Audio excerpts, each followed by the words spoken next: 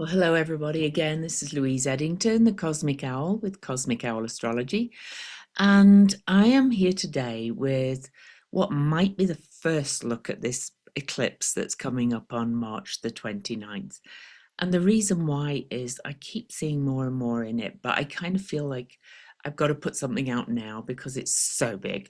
And um, so anyway, if I feel a bit pale, it's because I donated plasma this morning, and that takes so long. It kind of took it out of me a bit more than I expected. But anyway, I'll recover. Anyway, diving in. These are the mountains I can see when I drive up our road. Oh, there you go, from donating plasma. But before I dive in, please subscribe, leave me a thumbs up, leave me a comment, share if you feel so inclined. Keep watching to the end because of the, Al Gore and his rhythms. So anyway, but thank you to everybody that has been following my work. And I will say this period that we're in, this eclipse, Venus retrograde, Mercury retrograde, lunar standstill and solar maximum as well, all happening together. I knew it would be a big portal of transformation and rebirth, but the things that are emerging, and that was my word I chose for the year, emergence within me. It's kind of like watch this space. My work is taking quite a shift, not in terms of what I do, but in terms of how I speak astrology. Anyway, it's quite exciting. So before we dive in and look at the chart, I do want to mention that this eclipse is on March the 29th at 6:57 a.m. in Washington, D.C. So that's Eastern time. And so you'd have to adjust for time zones if you want to know the exact time where you are. But I think pretty much that probably makes it March the 29th in almost everywhere in the world. I'm not quite sure. It may be, no, it's probably the 30th in Australia and places. Sorry about that, guys. But anyway, so it's on Saturday, March the 29th, first of all. And it is an 11-day, so it's a gateway, so it's a 2 and a 9. And we're in a 9 year, so that's 11 and 9, 20. It's a 5-day major change. And this is a solar partial eclipse, so it's a new moon eclipse. And it's in terms of the face of the sun being covered, it's not a full total eclipse, but boy, is it powerful. It's powerful in so many ways, and we'll look at the chart, and I might have quite a lot to say, so I'll try and be quick. But just thinking about this, 11 is a gateway number. Then we're in a 9 year, and it's the 11th day, so it's endings and beginnings and gateway to something new. And eclipses themselves, the new moon is an eclipse, and it's a reset. It is beginning something major, something new. And this is coming on the back of the blood red moon that covered the whole of the USA on March the 14th. So it's what was released on March the 14th, or what was revealed, all the revelations that are going to appear in this period between the eclipses. This is kind of going to be like, a new start, but it emerges over days. All right, and I'll probably look at that later. So something else. It's also a 3 months, so yeah, altogether that's a 5 universal day, and that is a number of change. So more change is coming, as if we didn't know. Okay, so I'm going to quickly, what am I going to talk about first? So much to talk about. I'm going to talk about just the degree first. So it is a 9-degree new moon. Now it's almost exactly opposing the new moon eclipse from last October that was at 10 degrees of Libra on October the 2nd, 2024. So, and the lunar eclipse, the lunar partial that was on September the 18th, 2024, before the solar eclipse, was at 25 Pisces, and this latest one was at 23 Virgo. So this doesn't always happen that they align degrees wise quite so much. Now I'm kind of going to say that this is, resonant as to what we're seeing happen in the world. Things that started to really shift around the last eclipse season at the end of September and beginning of October of 2024 are coming back around, and things are going to change. Well, also, yeah, it's a 9 degree, and that's the number that, or the degree that Mercury stationed retrograde at. So I do want to mention that as well, and that was on March the 15th. So before we look at the chart, a reminder that number 9 is about universal love, eternity, faith, universal spiritual laws, spiritual awakening, spiritual enlightenment, humanitarianism, light working, if you like, and light workers, leading by positive example, self-sacrifice, life purpose, soul mission. It's a big number, the number 9. But it also resonates with learning to say no. And I always put the link for my favorite numerology site in the description. It's at numerology the numbers and their meanings.blogspot.com.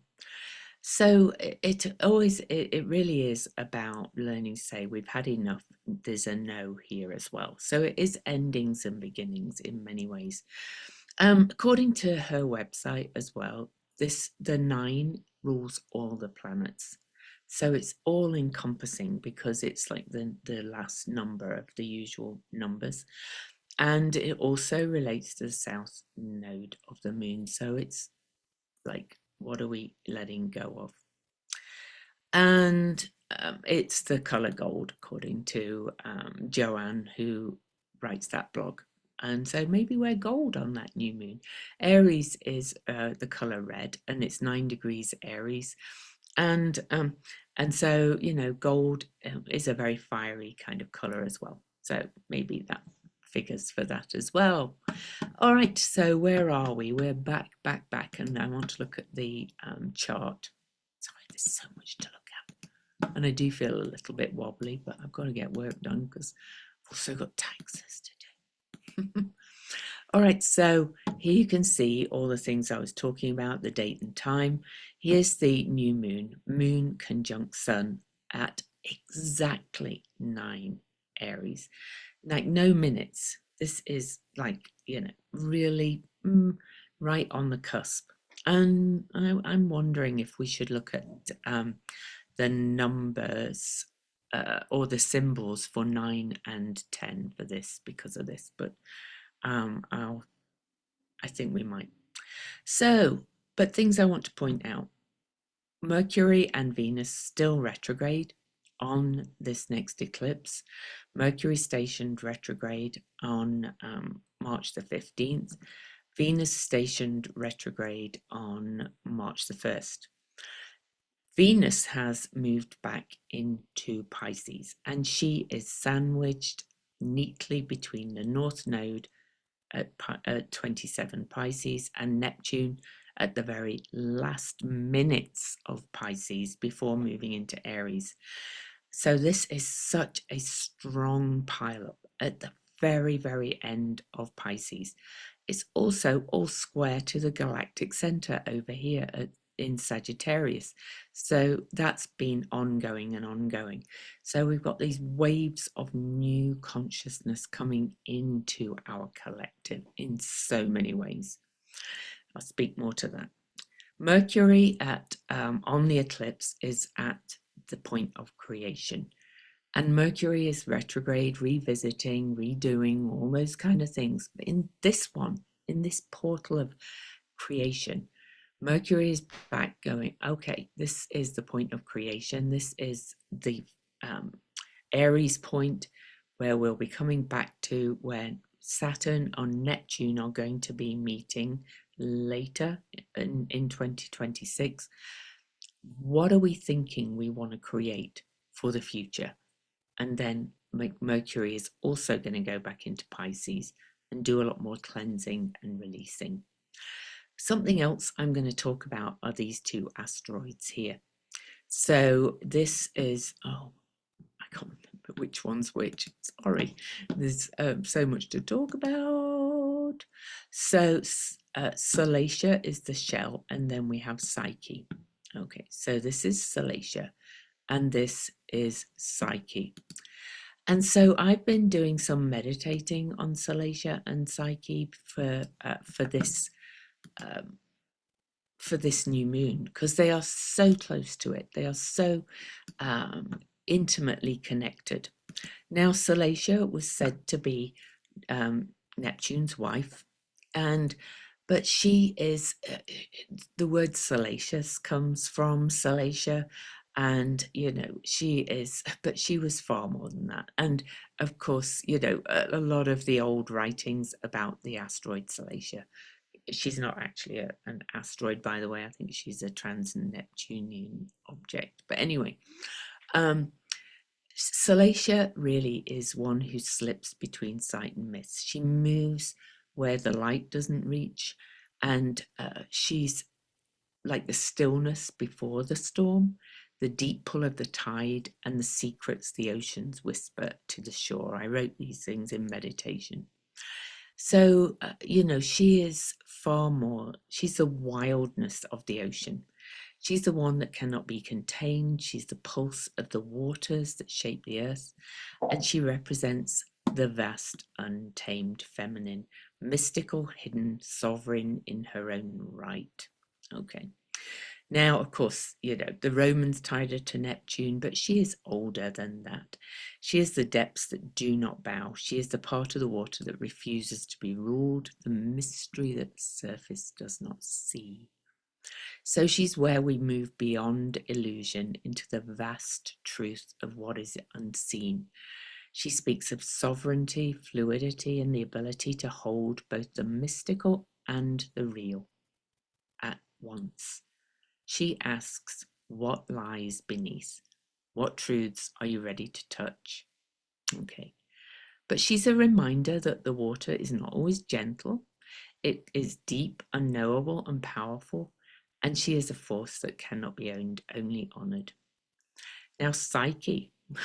Psyche is about love and transformation, the soul's journey through love and transformation. She is longing, she is loss, she is the journey through shadow and into light, and you do not know yourself until you have been into that shadow and remade. Psyche means soul, not just as spirit, but as something fragile, something that must be tested to know itself. Her myth is one of love, betrayal, loss, and reunion. She was mortal, but she loved a god. She walked through darkness, through impossible trials, through the weight of the underworld itself, all to reclaim love. So she represents the tests we are enduring to reach a deeper understanding. Many people are talking about a dark night of the soul, and I even pulled a card on my morning Substack, daily Substack, which the posts are actually free now. I'm going to be offering paid subscribers a monthly Ask Me Anything call, so watch for that. But I talked about this dark night of the soul in the daily Substack blog, literally today on St. Patrick's Day. Happy St. Patrick's Day, by the way. So, but this Psyche pushes us towards truth, the love that is only found when we have walked through this fire of initiation. So she asks, what trials are you facing to truly know yourself? What are you willing to move through in order to find love, not just from others, but within? Okay. So we have Salacia and Psyche on this eclipse, one of water, one of light, one that moves beneath the surface, one that seeks what is hidden. One asks you to surrender to the depth, the other asks you to walk through the trial. And so, this is so adding to the eclipse. This eclipse is a threshold, and they stand at the gates, leading the way at 10, which is a 1, new beginnings, 11, which is 2 ones, which is a gateway, leading the way forward. The divine feminine is reaching again. This is not an ordinary passage, okay? We are finding what's been revealed in the depths of our souls and in the currents beneath the surface, collectively and individually. And what has been submerged is rising, and what has been longed for will be tested. Okay. So, this is, what did I say for that? I'm glad I wrote all this down, because this is like, ooh. One is, I can't remember what I said. Oh, one in the depths, one in the light. Okay, but interestingly, they are next to the moon, which shines at night, and the sun, which shines in the day. So you could say that's also one of water, one of light, and one of the depths, and one of the outer one in the light. Okay, so we are really being drawn to integrate both in so many ways here. Okay. Then I had this Neptune, Venus, and the North Node in Pisces, what we are being pulled towards with the galactic center. This is both a cleansing and being pulled towards that test of faith and test of belief, and moving into some new sense of trust and faith and belief. And believe me, I've been having some tests and trials myself. I'm sure you have. They're individual, so I'm not going to talk about what they are about. But, I'm going to stop the share actually, because that's distracting for many people. I believe that this whole journey going from the end of Pisces and into Aries is asking us really to go through this initiatory journey of facing this dark night of the soul and revealing our hidden depths and strengths and courage, and finding out who we truly are in this new paradigm and becoming more of that. And we get to choose whether we are going to embody it, whether we are going to embody the light and the dark, or the depths and the light, both, because we're being called to integrate both.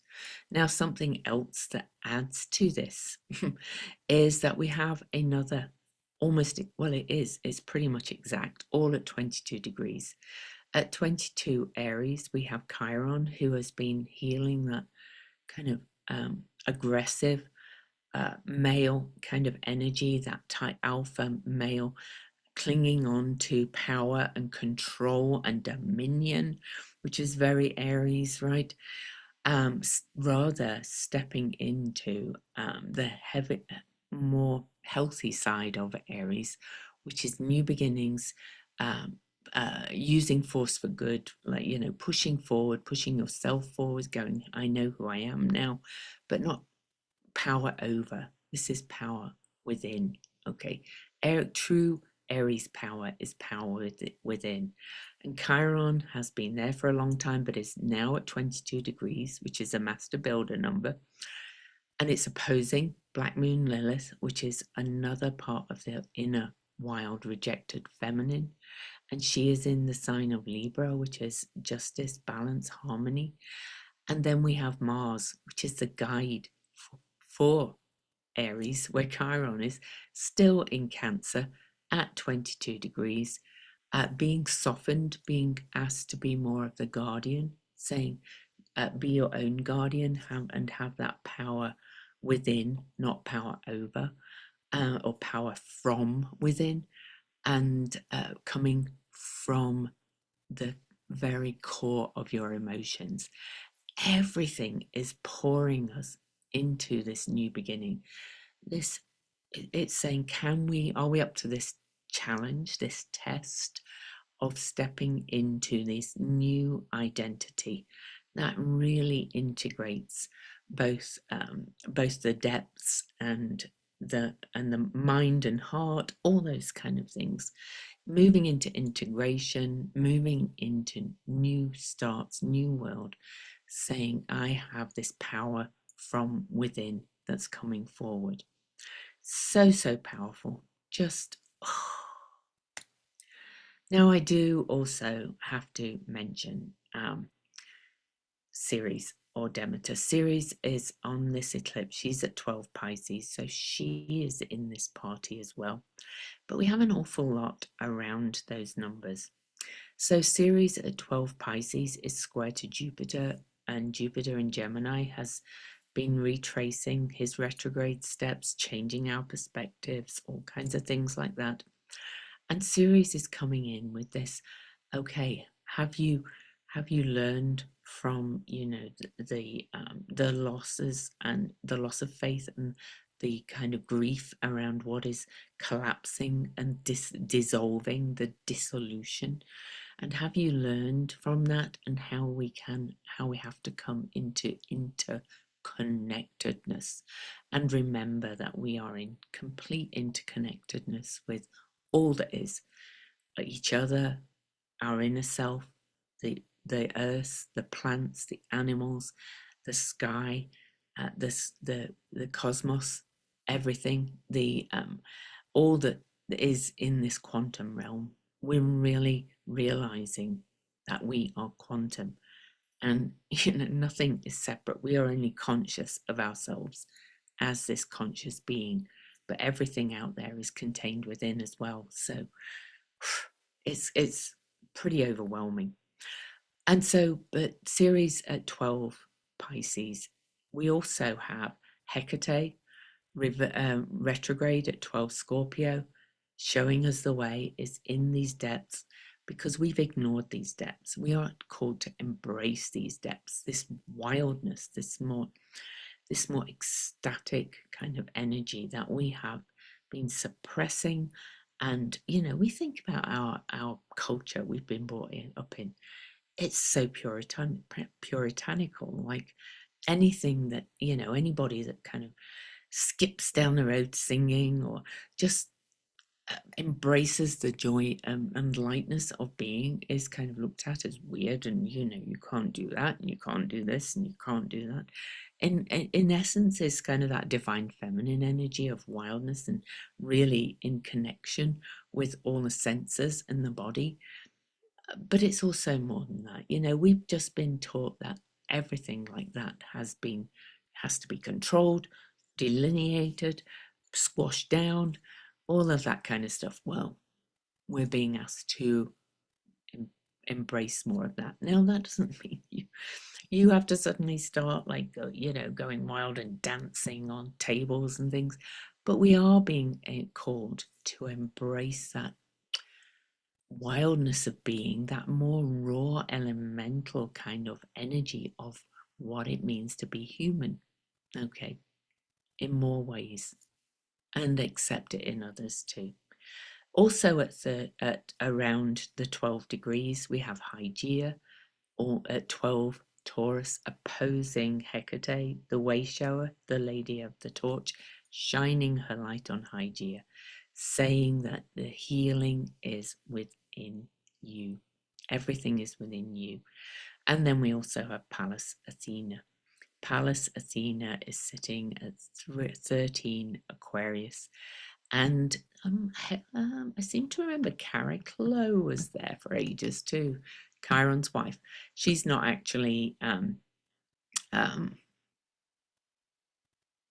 there anymore, but this is Pallas Athena, the goddess of wisdom, and the fighter for justice is there as well. So we've got all this energy saying yes, yes, bring this into the future, create a strategy,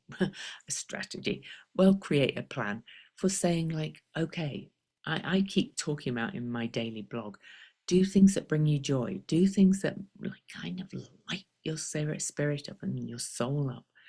We are so kind of tamped down as humans, and it's time to change that. Okay, embrace your creativity, embrace what brings you joy, embrace what is fun for you, embrace laughter, embrace the feeling of ecstasy, okay, in whatever way it works for you. This message keeps coming up over and over and over and over. Now, have I covered everything? Oh my Lord, there's so much going on here, but I think that's probably enough now. So to sum it up, we have all this energy at the end of Pisces still, but that is cleansing and revealing and washing away the old, ready for rebirth. We're in that chrysalis stage still, but after this eclipse, Venus and Mercury will both go direct and then start moving forward. And then we are reborn. We are all being reborn. Society, we're being reborn. And I'm glad I talked about those asteroids too. Okay, so the Sabian symbol 410 10 Aries, okay, is that one was a man teaching new forms for old symbols. And that was about the capacity for putting every part of our heritage to work. Okay, so it can mean about, you know, twisted perspectives. But I also kind of like that astrology is a symbol, words are symbolic, math is symbolic, science is symbolic. I also see that we are starting to look at these things in a different way. So that, you know, speaks to me about a man teaching new forms for old symbols. But I want to look at 9 Aries too, because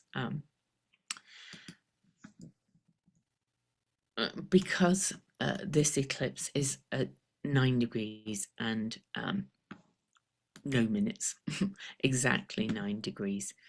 So the symbol for 9 degrees is a crystal gazer. This is a symbol of humans' capacity for bringing an entire universe within the purview of their mind. There are higher faculties of human understanding, but as no more than the illimitable possibilities of personal experience in the realm of potentiality. Implicit is the concept of the world and the individual as irrevocably in partnership, each reflecting the other and thereby providing a foreview of every possible mood or situation. So this degree is consummate insight, okay, in planning the course of your life, let's say, and organizing them, okay. So of course, but it's also kind of got this seer kind of energy, and there's a lot of that energy in this eclipse as well. I actually kind of think this one really does fit better. Dr. Mark Edmund Jones said that the key word for this symbol, a crystal gazer, was acuteness. Okay, and so acuteness means kind of honing really into it. I'm just going to call it and say that a lot of people's psychic abilities or connection with source are really acutely being heightened. And that's where the acuteness comes in. All right.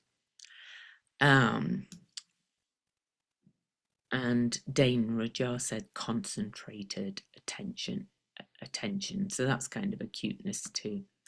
But he said it's a new technique required for the development of individualized consciousness.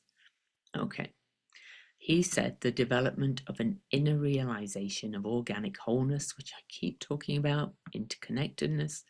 He said the crystal sphere symbolizes wholeness. Within the sphere, images take form. These images may reveal future events, but more significantly, they picture the situation as a whole, the situation which we are meant to interpret. The nascent mental faculties operating through still dominant emotions act as centralizing and whole-making power. What the intelligence perceives in its concentration is the function of every inner impulse and outer events in the open field, unclouded by egoism. I'll let you take what is meant for you. I'm going to say that we kind of are the sphere almost as well, but anyway, that's just me. So with the Chandra symbols, I am actually going to start with Aries 9, because it's exactly at 9 degrees. Now, this is John Sandbacher's symbols again. And he says Aries 9 is the Omega symbol, is a woman ironing white linen. And it's interacting and responsible. The degree angel is Haziel, which is angelic influences, divine mercy and forgiveness. It says you're intent on seeking truth, on understanding the light. The only thing that blurs this is the stuck places inside yourself and the old emotional yearnings and fears that were never resolved. As you continue to release these, everything becomes progressively clearer to you, so you can more purely be a light to other people. That fits too. To remove the wrinkles with the ironing means to remove the shadows, so the light is provided with a surface from which it can reflect clearly and purely. This clear surface is the purified consciousness, free of the pain body and released into bliss. Don't know about releasing the shadows. Don't know if I like his. I'll let you take the interpretation for yourself too. So he says the Chandra symbol is a fat man in a state of reverie smoking a hookah. The ponderous body sinks into the earth. The light smoke drifts towards heaven. The thoughts rise up, a yearning for elevation, for expansion, to escape gravity and the heavy frequencies of earth. This degree is mesmerized by its own imaginative visions and yearns to be at one with the glorious spiritual realities of which they are mere reflections. But at its highest, it helps us to find inner peace and acceptance of the world as it is, and heals the ill effects of conflict and striving too hard with the medicine of pure, directionless being, a divine laziness almost, the lilies of the field. He says it might seem strange that so passive a symbol exists in the sign of Aries, but it is when the outer is detached from and allowed by whatever is going to be, that the far-flung adventures of the inner realms can be embarked on. Oh, I like the Pleiadian symbol though. That's the re-channeled Sabian, a man wandering through a wondrous landscape inside a crystal sphere, or a human. This is you. Whew. I think that's enough. Now I pulled a card. Sorry this is so long, and sorry if my energy's a little low. I don't know how keen I am about giving plasma again. Maybe when I'm retired and I can just sit and watch their Netflix. Anyway, so it is a very turbulent eclipse with that much concentration of energy at the end of Pisces, square the galactic center and opposing Black Moon Lilith. And then that much energy concentrated at the beginning of Aries, Mercury on the Aries point of creation, and then Salacia and Psyche right there as well. The depths and the light. This is turbulence, and turbulence inside and turbulence out there. And I got the card for this eclipse is King of Vessels, Cups. Now, I don't see this as a person. It could be, but I see this as within you. So the quote for this is, the water in a vessel is sparkling, the water in the sea is dark. The small truth has words that are clear.